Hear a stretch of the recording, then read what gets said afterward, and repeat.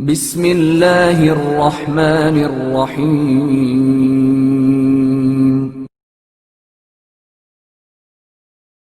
امام محمد باقر علیہ السلام کی بردباری۔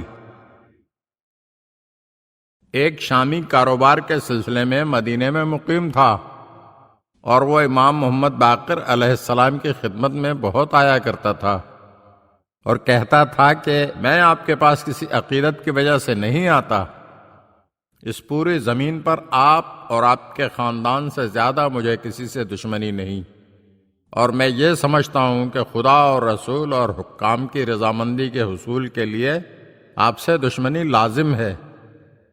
میں آپ کے پاس صرف اس لیے آتا ہوں کہ آپ انتہائی فصیح و بلیغ شخص ہیں اور آپ علوم و فنون کا منبع و مرکز ہیں، علاوہ ازیں آپ اخلاق عالیہ کے مالک ہیں۔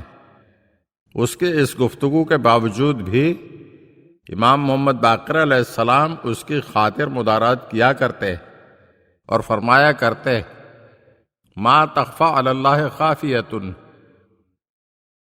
اللہ سے کوئی چیز مخفی نہیں ہے۔ چند دنوں کے بعد شامی بیمار ہو گیا اور اس کی بیماری میں شدت پیدا ہوتی گئی۔ ایک دن جب اس کی طبیعت سخت خراب ہوئی تو اس نے اپنے ایک دوست سے کہا کہ میرا آخری وقت آ چکا ہے، جب میں مر جاؤں تو مجھ پر کپڑا ڈال دینا اور امام محمد باقر علیہ السلام کے پاس جا کر ان سے میری نماز جنازہ کے لیے عرض کرنا اور انہیں یہ ضرور بتانا کہ متوفی نے خود اس کی خواہش کی ہے۔ آدھی رات کے وقت اس کا جسم ٹھنڈا پڑ گیا اور اس کے متعلقین کو یقین ہو گیا کہ وہ مر گیا ہے، تو انہوں نے اس پر چادر ڈال دی اور نماز فجر کے وقت امام باقر علیہ السلام کے پاس جا کر اس کی موت کی اطلاع دے دی اور آپ علیہ السلام سے نماز جنازہ پڑھنے کی درخواست کی۔ آپ علیہ السلام نے فرمایا، شامی ابھی مرا نہیں ہے، بات یہ ہے کہ شام کا علاقہ سرد ہے اور حجاز کی آب و ہوا گرم، میرے آنے تک اس کے جنازے کو گھر میں رہنے دو۔ پھر آپ علیہ السلام نے وضو کر کے 2 رکعت نماز ادا کی اور کافی دیر تک دعا میں مصروف رہے۔ ادھر سورج طلوع ہوا اور امام علیہ السلام مسجد سے باہر تشریف لائے اور اس شامی کے گھر پہنچے۔ گھر میں داخل ہو کر آپ نے اسے صدا دی تو اس نے آپ کو جواب دیا، لبیک ابن رسول اللہ، فرزند رسول میں حاضر ہوں۔ آپ علیہ السلام نے اسے تکیے کے سہارے بٹھایا اور ستو کا شربت پلایا۔ آپ نے اس کے اہل خانہ کو حکم دیا کہ مریض کو ٹھنڈی غذائیں کھلائیں۔ چند دنوں بعد شامی مکمل طور پر شفا یاب ہو گیا تو امام کی خدمت میں حاضر ہوا اور عرض کی کہ میں آپ سے تنہائی میں کچھ کہنا چاہتا ہوں۔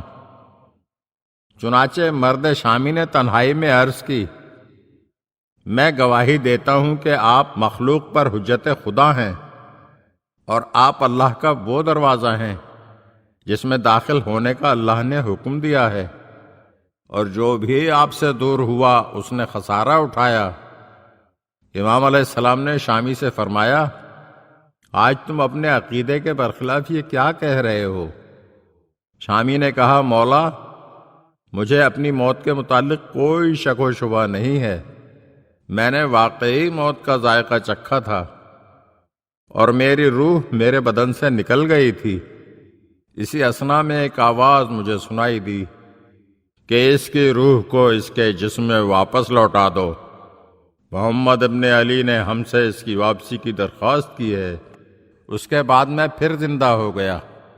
امام علیہ السلام نے فرمایا، کیا تجھے علم نہیں کہ اللہ بعض بندوں سے محبت کرتا ہے لیکن ان کے عمل سے نفرت کرتا ہے، اور بعض بندوں سے نفرت کرتا ہے لیکن ان کے عمل کو پسند کرتا ہے؟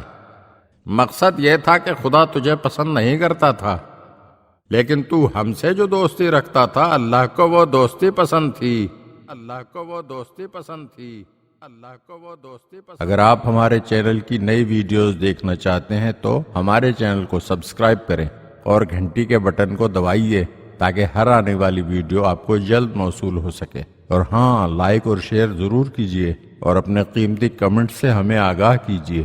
شکریہ۔